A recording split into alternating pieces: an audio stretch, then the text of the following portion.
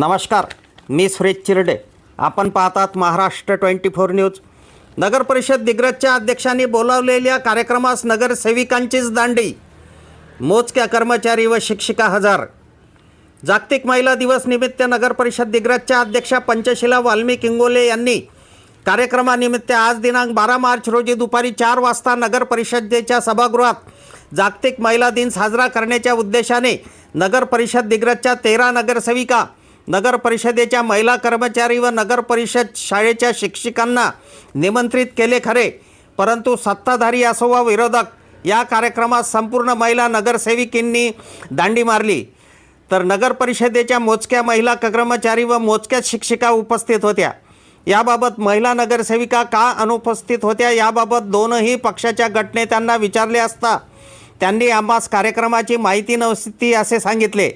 तर उपाध्यक्ष सचिन बनगिनवार यांना तुमच्या पक्षाच्या नगरसेविका कार्यक्रमास उपस्थित होत्या का असे विचारले असता आपण सुद्धा कार्यक्रमाबाबत अनभिज्ञ होतो असे म्हटले.